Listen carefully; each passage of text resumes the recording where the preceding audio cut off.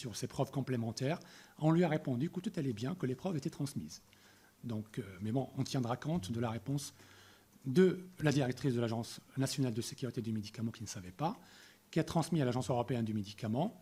Ma question est, conformément au règlement de 2004, et notamment l'article 20.4, un État membre peut, de sa propre initiative, suspendre l'utilisation d'un produit de santé sur son territoire pour protéger la santé de la population en cas de besoin. Et donc, comment l'ANSM ne peut pas être informée du suivi de ces preuves complémentaires qui étaient attendues? Et par ailleurs, dans ces documents, vous trouverez que, ce qui confirme que l'essai clinique continue, que l'Agence européenne attend 2 rapports pour le vaccin Pfizer, décembre 2023 et juillet 2024. Donc, je rappelle brièvement que l'appréciation du risque se fait au regard du bénéfice escompté, que le vaccin s'adresse à des personnes en bonne santé, définition donnée par l'OMS, et qu'en l'absence d'un bénéfice démontré par des preuves de haute qualité, ce qui a d'ailleurs été exigé pour des molécules anciennes, eh bien, le rapport est nécessairement défavorable, d'autant plus que l'on semble dans un cadre expérimental. Donc, le raisonnement, vous l'avez compris, va se focaliser sur le vaccin parce que c'est le plus prescrit, le premier autorisé et pour lequel nous avons le plus de recul, mais le raisonnement peut être transposé aux autres vaccins. Donc, concernant le vaccin Pfizer, il ressort des documents officiels, notamment de la Haute Autorité de Santé, que la construction de l'essai clinique lui-même ne permettait pas d'apporter la preuve d'une efficacité sur les formes graves ou sur la transmission virale. Il s'agit bien d'un pari biologique, que la population aussi n'a pas été informée de façon claire sur le fait qu'il s'agit bien d'un essai clinique. La Covid-19 est une maladie qui a tué.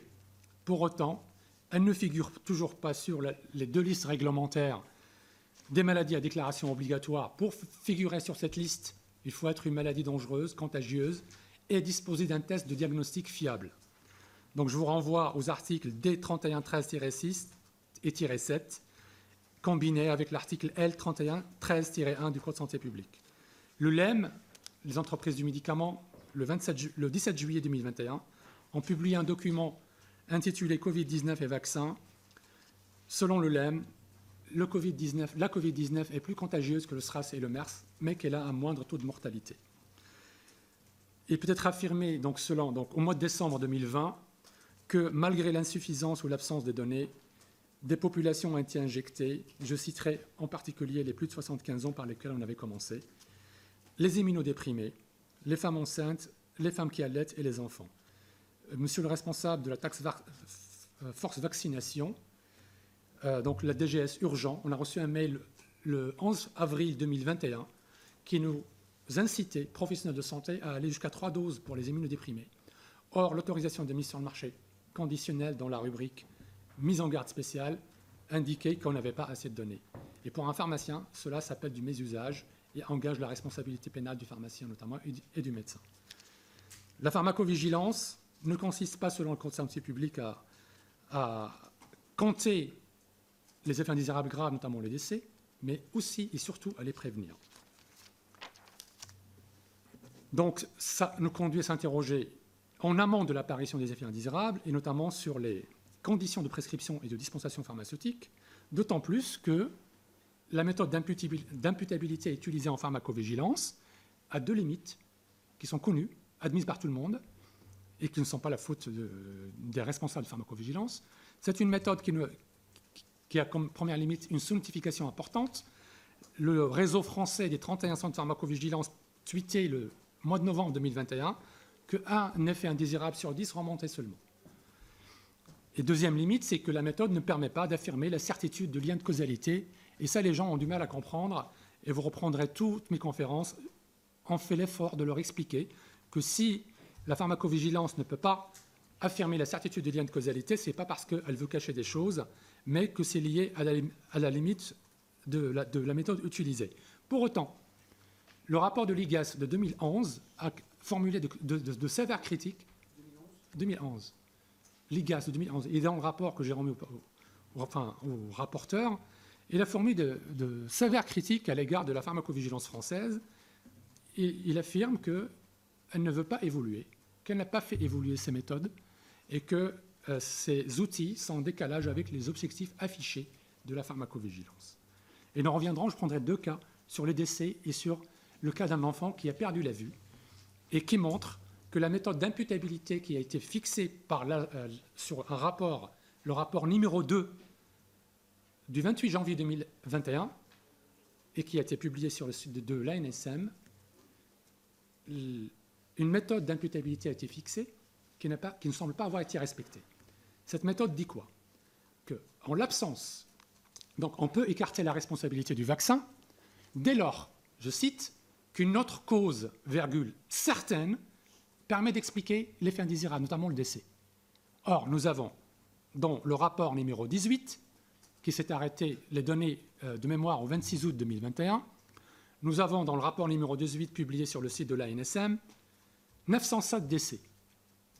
Et dans ce rapport, on lit que uniquement les personnes nées vivantes et moins de 50 ans ont fait l'objet d'une analyse approfondie. Première question, pourquoi?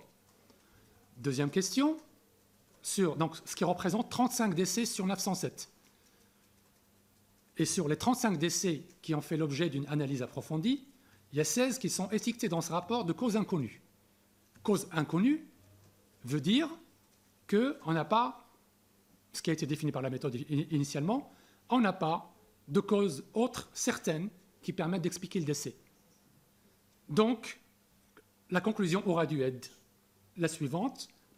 Sans affirmer la certitude du lien de causalité, ils auraient dû publier qu'on ne peut pas écarter le rôle du vaccin. Deuxième exemple, un enfant qui a perdu la vue et dont j'ai été obligé, à la demande de ses conseils juridiques, j'ai fait 2 expertises juridiques à la demande d'un avocat pénaliste et de notre avocate. Pour l'enfant qui a perdu la vue, j'ai rendu la conclusion sur la méthode définie par l'ANSM, c'est-à-dire on a toute la batterie de tests qui a été faite pour cet enfant, négatif. Négatif. J'ai rendu la conclusion, présomption simple de causalité, qui n'est pas irréfragable, parce qu'aucune autre cause certaine ne permet de l'affirmer.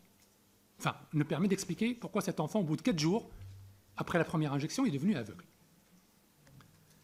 L'hôpital, dans la région parisienne de la PHP, qui avait pris cet enfant en charge, la pharmacovigilance officielle a rendu, dans un courrier, en notre possession, la même conclusion que moi. On ne peut pas exclure le rôle du vaccin. Je n'ai pas vu cette phrase dans un rapport de l'ANSM à la date du 26 août 2021, parce qu'à partir de ce moment-là, quand j'ai vu comment on écartait comme ça facilement des cas précis, j'ai arrêté de lire les documents publiés sur le site de l'ANSM, alors que j'ai fait que de les diffuser depuis le début, parce que je trouvais que l'ANSM avait fait un travail important. Tous les 15 jours, on avait un rapport, que c'est transparent effectivement, mais qu'à partir de cette date-là, où je voyais, quel que soit l'écart, dès le premier décès, c'était en janvier 2021, et on avait cette phrase chez une personne en EHPAD. On avait cette phrase, aucun effet indésirable immédiat n'est intervenu. Phrase suivante, le décès est intervenu 2 heures après.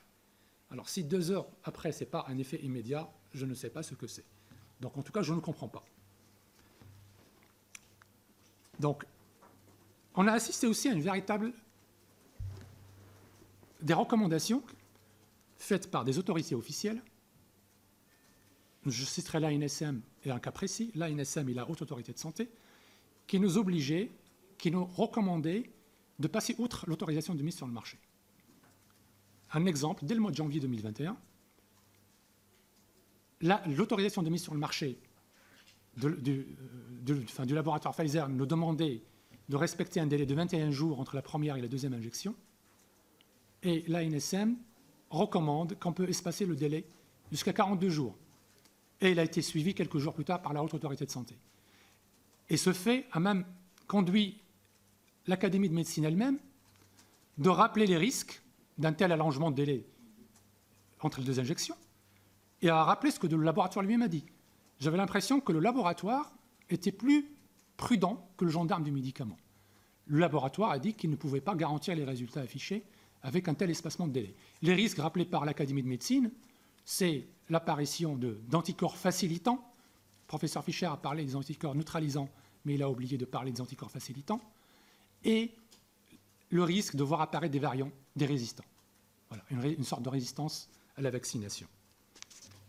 L'information est un droit. On n'a pas entendu un mot sur le consentement lors de la première table ronde. Pas un seul mot sur le consentement. Il fallait que le professeur Allah le rappelle. C'était le premier qui a parlé. Le consentement est une liberté fondamentale. Le Code de santé publique dit il y a un lien. Le consentement est le lien qui assure, est un lien. Donc, le Code de santé publique commence par une première partie qui s'appelle Protection générale de la santé. Monsieur le Président, donc, le Code de santé publique commence par une première partie qui s'appelle Protection générale de la santé et à part un chapitre préliminaire, droits des personnes. Parmi ces droits, le respect de la dignité de la personne humaine. Ce principe de dignité de la personne humaine repose sur le respect de l'autonomie de la volonté, qui, avec le respect du secret médical, constitue les deux pièces maîtresses de la relation de confiance qui unit la personne à son médecin lors du colloque singulier que vous connaissez. Donc, lorsqu'on ne diffuse pas une information, je cite Code de santé publique, et les bonnes pratiques de pharmacovigilance qui sont intégrées au Code de santé publique, claires, loyales et appropriées, on prend le risque de vicier le consentement qui doit être normalement libre et éclairé et surprotégé, puisqu'on est encore dans le cadre d'un essai clinique. Eh bien, quand on ne fait pas ça, on prend le risque de porter atteinte à la dignité de la personne humaine.